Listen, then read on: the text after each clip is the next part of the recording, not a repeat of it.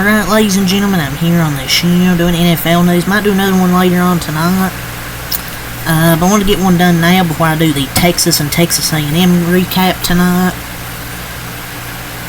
So yeah, let's get right into it. So the Jaguars, we've talked about Trevor Lawrence. He's been dealing with that AC joint injury with his left shoulder. Well, Jaguars QB Trevor Lawrence, who is questionable with a left shoulder AC joint injury, which they said was a significant injury. If it was significant, I don't think he should be playing. But he is adamant that he's playing, as source said. He won't be 100% and is listed as questionable, but he plans to play, as Coach Doug Peterson surmised he would. Well, I guess it's going to be Doug Peterson's last gift in Jacksonville. Get Trevor Lawrence a season-ending injury. I guess a broken Trevor Lawrence is still bearing a better option than Mac Jones, but like, you're playing him at not 100%.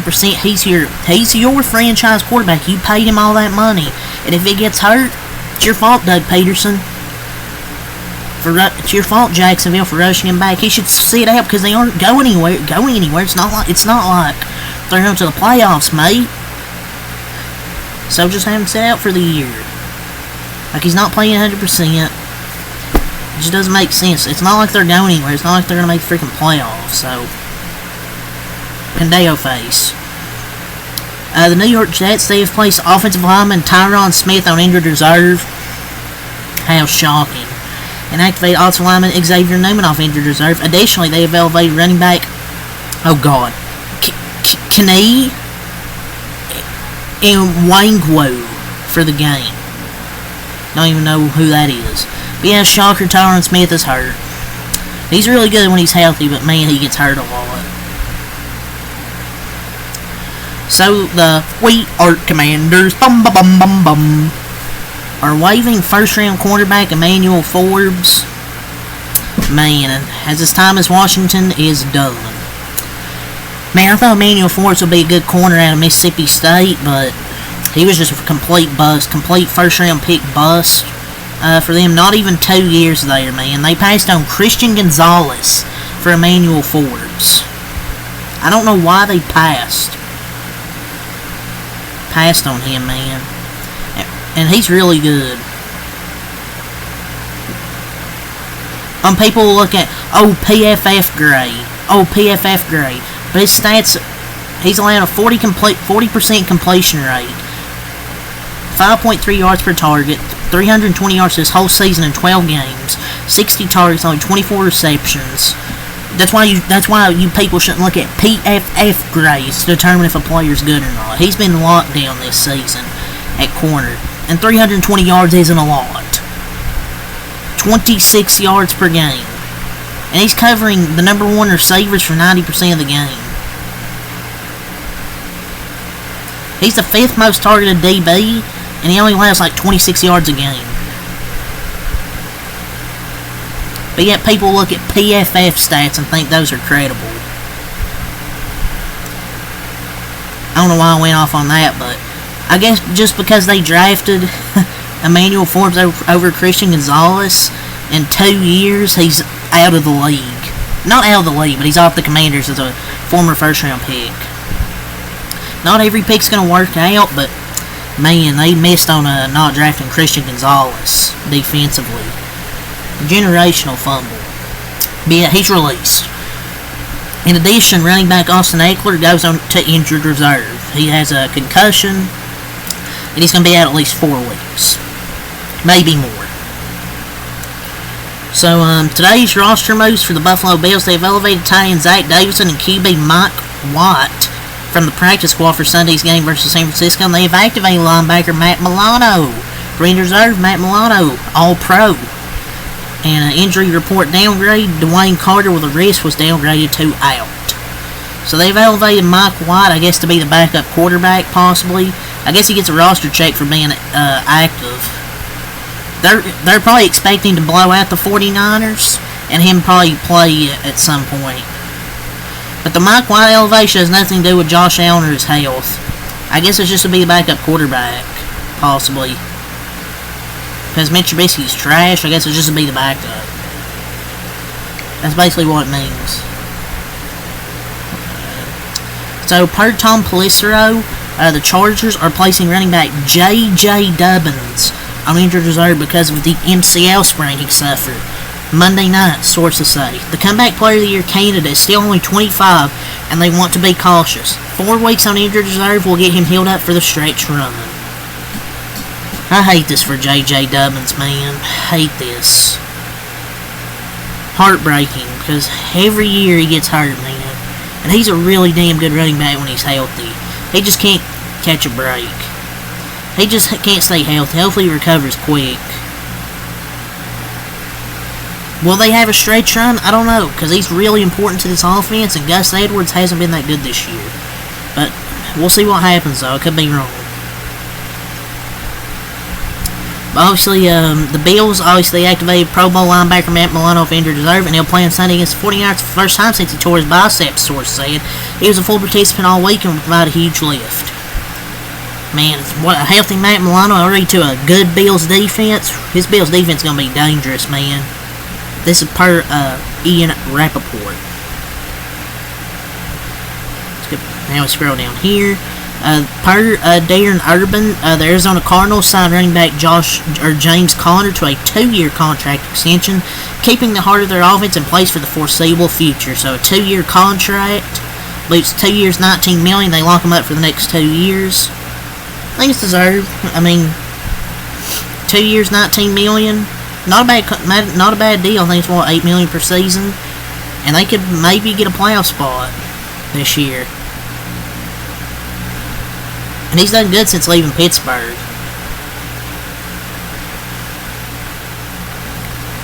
Former Stanford star Andrew Luck is returning to the Cardinals to become the football's program general manager. He has accepted a new role at Stanford, which will place him above the entire program. It is a distinct evolution from the traditional college GM.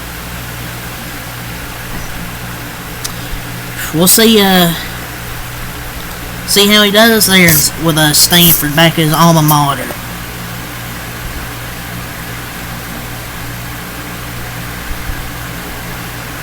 But it's pretty cool.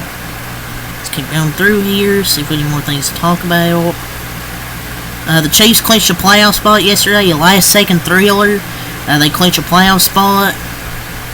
Man, the Chiefs just had the black magic, or whatever they call it. Dark magic, or whatever the hell it's called. The first team to clinch, and of course it's on a freaking play where the center snapped the ball too early. I guess they miscommunicated, because of course.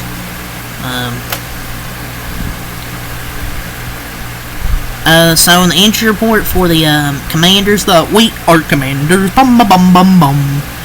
Marshawn Lattimore is listed as doubtful, so it looks like Marshawn Lattimore won't play again this week. I don't think it'll be a bad trade. It's not really a waste pick. He's under contract for 3 years, and the trade was obviously not made with the season in mind. It's going to be going forward. So he's going to play this year. I don't think it'll be a waste freaking trade. They wouldn't have traded for him if he wasn't going to play. Lions defensive lineman Josh Pascal's knee injury is considered a minor injury, source said after the MRI. He may miss some time, but rehab has already begun, and he should be back shortly. It'll probably be like a mild bone bruise. I don't think it'll be much to look into.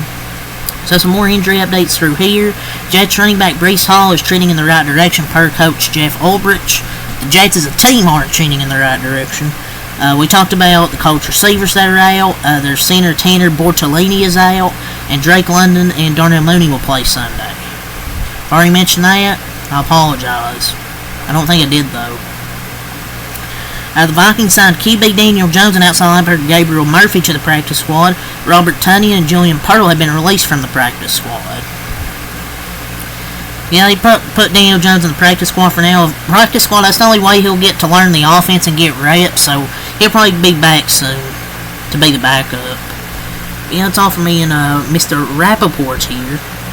See if we got anything from Schefter. The Browns have rolled out wide receiver Cedric Tillman for Monday night's game at Denver due to his concussion.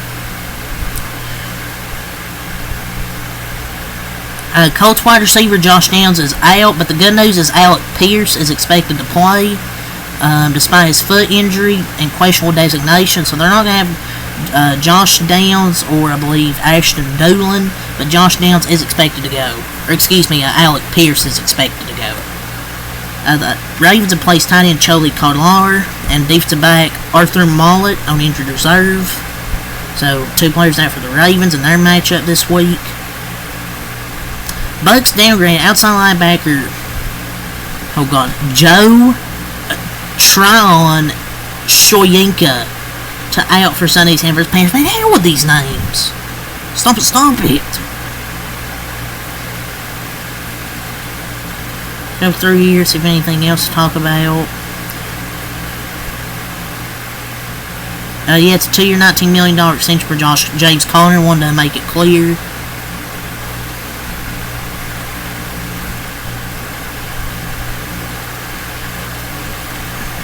But I think it's all from Shefty. See if we have anything more else from Tom Pelissero. We do have some fines here. First, I want to say the Falcons elevated kicker Riley Patterson from the practice squad as emergency insurance for Young Wei Koo. I thought it was Young Ho, but it's a Young Wei Koo, I think. He's battling a right hip injury, but should be good to go. Now let's get to some fines here. The NFL fined Colts quarterback Anthony Richardson $22,511 for unnecessary roughness, use of the helmet, lowering his head into Lions defensive back Brian Branch last week.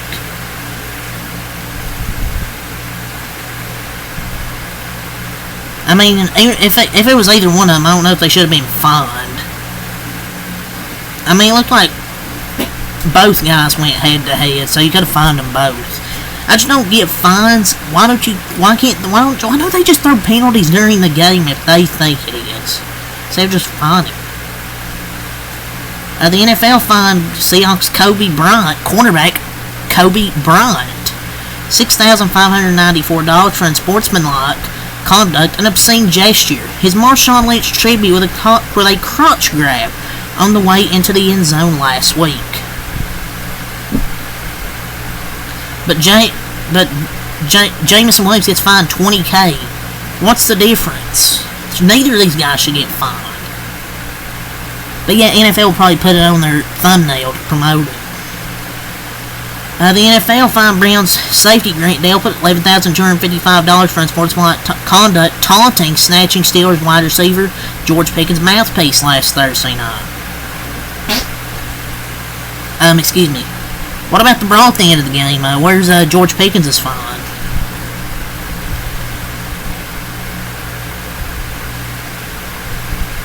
And probably nothing about that, though. The Lions are signing defensive lineman Jonah Williams off the Rams practice squad. The 49ers QB Brock Purdy will be listed as questionable for Sunday versus the Bills, but he fully participated in practice. A good sign he'll be ready to go. But 2 guys are out, Nick Bosa and Trent Williams, so still those 2 guys are out, which is still a loss for this team. See if we got anything from JPA football. No, it's not JPA. See if anything there, and then I'll call it a night here, and then watch the rest of Texas A&M, and then I'll be back here with the recap for that one. Oh, that's all I got to say here, ladies and gentlemen. So until next time, Malcolm Light. Peace.